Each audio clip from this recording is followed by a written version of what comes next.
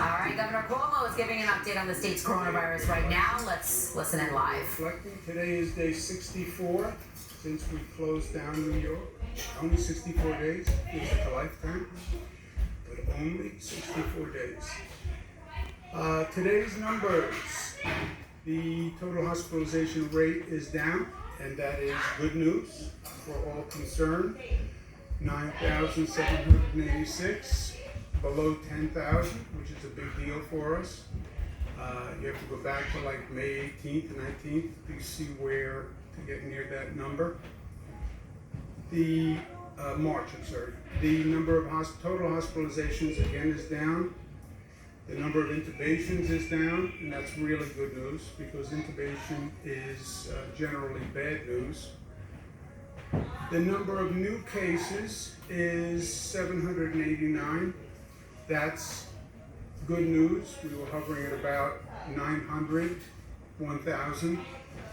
That may be just a reporting anomaly because this is over the weekend, and the weekend reporting tends to be a little different. And remember, this reporting system we just put in place. This never happened before, where hospitals were reporting on a daily basis. And hospitals have a lot going on, so I wouldn't bet the farm on any of these specific one-day numbers, but the overall trend is good. The number that is the most important number that we look at, which is still tremendously distressing, is the number of deaths, 280. And you can see that that number has not moved dramatically in a relatively long period of time. But the overall direction is good, even though it's very painful. I think it's important that we take a moment and learn the lessons of what we've been going through. This has been unprecedented, what we've been doing for the past 64 days. This was all an urgent situation. This was all hurry up. We had to quickly figure out a plan, quickly enact a plan. But now we're a couple of months into it, and I think simultaneously we should be learning the lessons of what we just went through. People talk about this like it's going to come and go and it's a once in a lifetime. I don't know that it's a once in a lifetime, and I don't know that it's going to come and go. There are people now talking about a second wave. They're talking about a possible mutation of the virus. So caution would suggest that as we go through this, we learn at the same time to make sure if we have to go through this again, or if this is a prolonged situation, that we are learning from what we're implementing. Edmund Burke, great Irish philosopher, those who don't know history are doomed to repeat it. Wise words.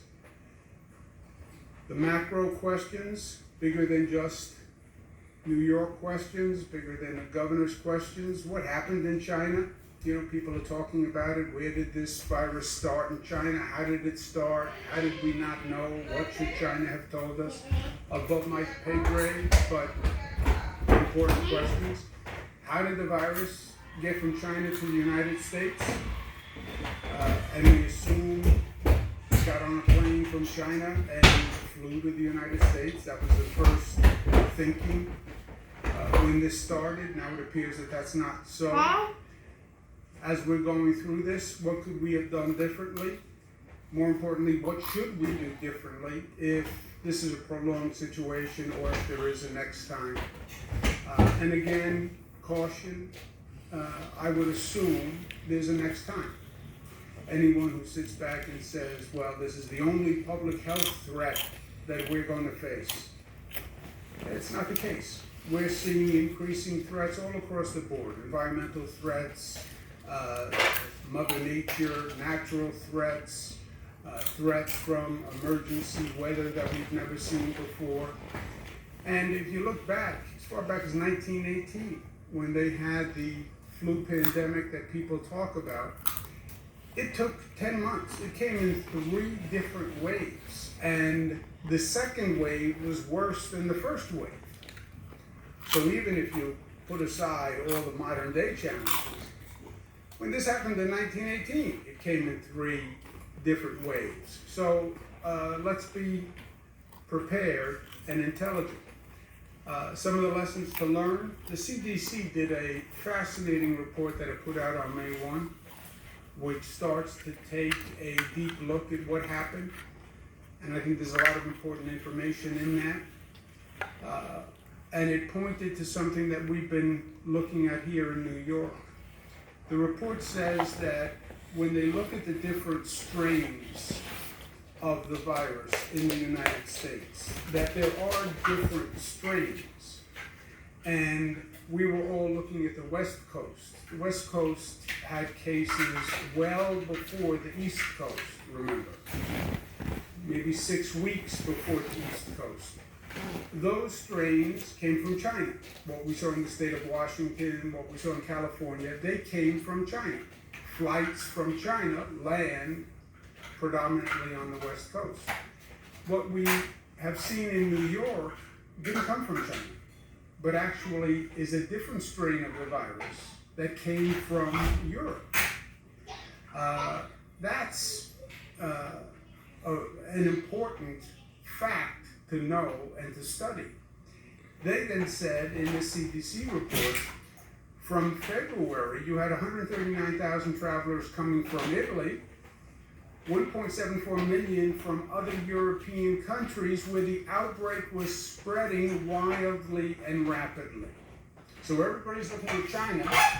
Meanwhile, the virus had traveled from China to Europe, was in Europe, spreading from Europe. We had European travelers coming. They come to the East Coast. They land in New York. They go to New Jersey. They go to Connecticut. They're in the New York area. And we're all still looking at China. We were looking at China, and the travel ban on China may have been helpful, but the horse was already out of the barn in China. The virus had left. The virus was in Europe. And meanwhile, we have European travelers coming here, and they are bringing the virus, which is now a different strain of the virus, to the East Coast. This is from that CDC report. The deputy director, principal deputy director, delaying travel bans allowed for the virus to spread throughout the United States and contribute to the initiation and acceleration of domestic COVID cases in March. Extensive travel from Europe, once Europe was having outbreaks, really accelerated our importation and the rapid spread. The timing of our travel alert should have been earlier. That is a very important fact and something we have to learn from. Person from the Grossman School of Medicine, knowing the number of flights coming into New York from Italy, it was like watching a horrible train wreck in slow motion. Nobody was watching Italy and Europe at the time. Nobody was even thinking about it. Today we must consider an outbreak anywhere is an outbreak everywhere. A.J. Parkinson. And I think those are words to remember going forward. Outbreak in China. In a number of days it's going to be in Europe. From Europe it's going to come to the United States, assuming it didn't come from the United States immediately from China. Another lesson we have to learn is our hospital system. You know, we talk about our hospital system. We don't really have a public health system. We have a hospital system. And we learned the hard way about the capacity, the equipment, and the management of our hospital system. New York City, we have only 12 public hospitals. They are the Health and Hospitals Corporation. They're run by New York City. But there's only 12 hospitals in that public hospital system. 44 hospitals are private hospitals. They're private institutions. They're regulated by the state, but they are private institutions. They have their own area of expertise. They have their own basic clientele, and they're doing business as individual entities, like an individual college, right? We have a system of colleges, but each college is individual. It's the same thing with hospitals. Each hospital is an individual entity. Long Island, we have 4 public hospitals, but we have 19 private hospitals.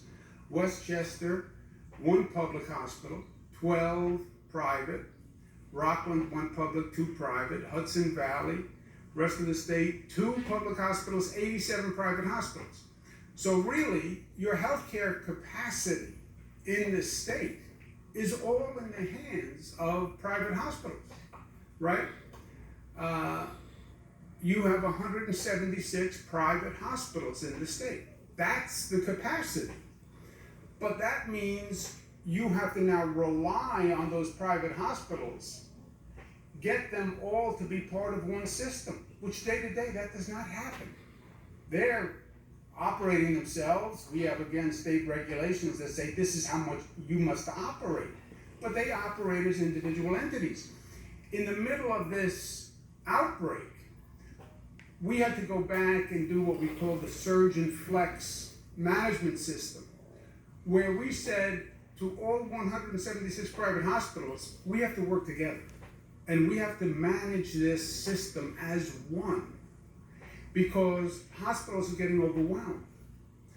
Maybe within the public system, they can share patients and doctors and staff, because you have in New York City, H&H has 12 hospitals. Okay, you can share among your 12, but we have to get these 176 hospitals now all to work together, even with the public hospital. And hospitals were getting overwhelmed. So now you need a system to share patient capacity, share equipment, share ventilators, share staff. That had never been done. We did this all basically on the fly, and we put together a de facto public health system.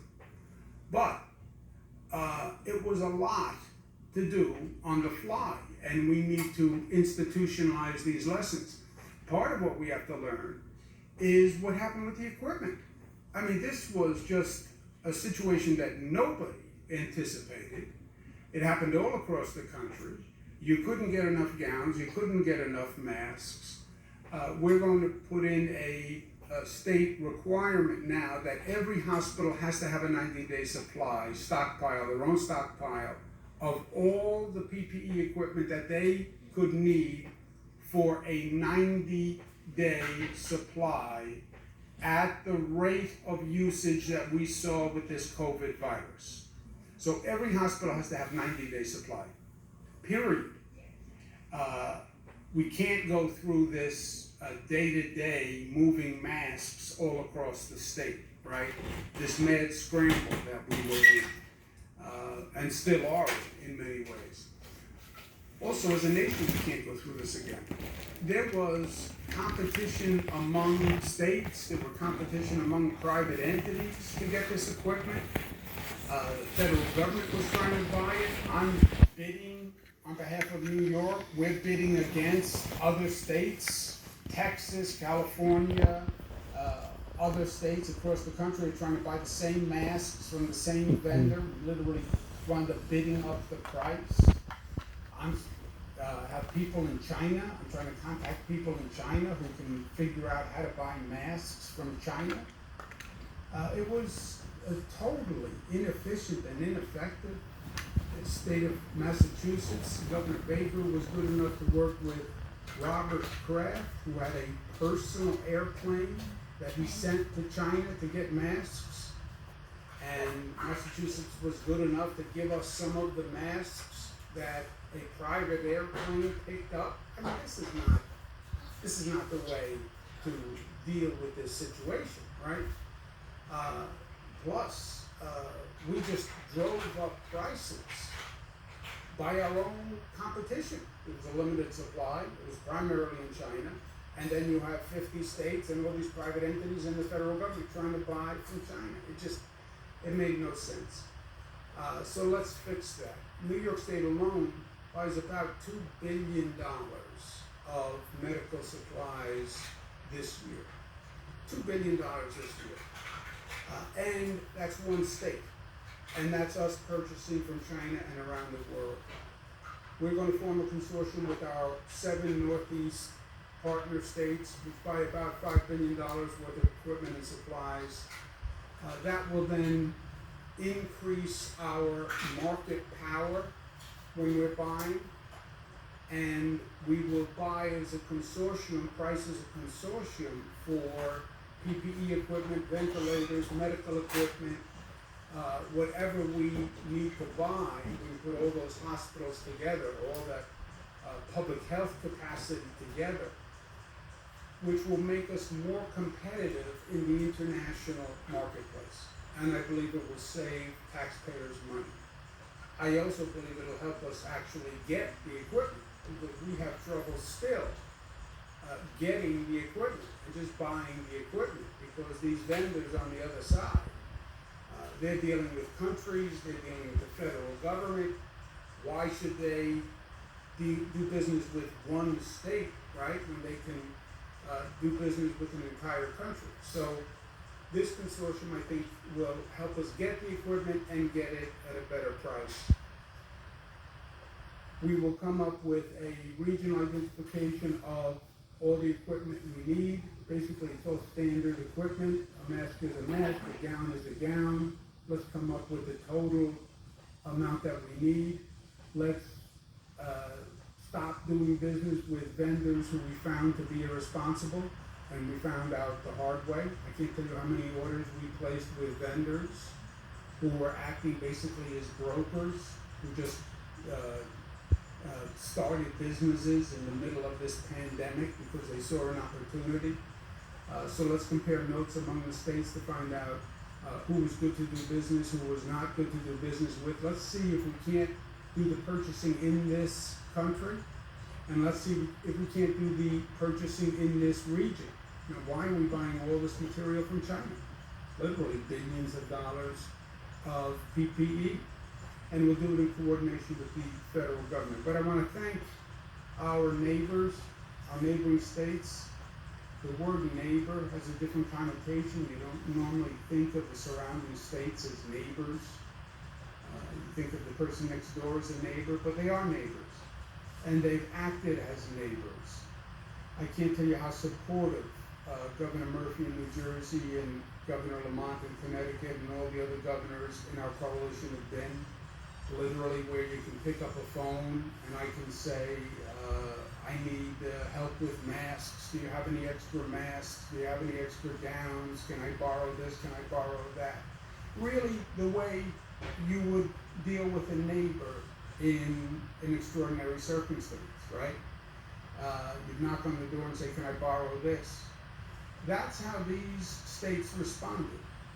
And it was really a beautiful, generous way of operating that was an inspiration to me.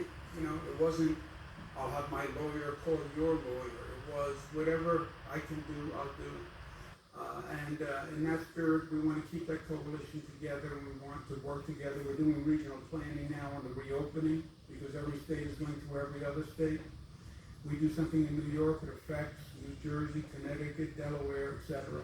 People are very mobile right now. So it's a very important relationship.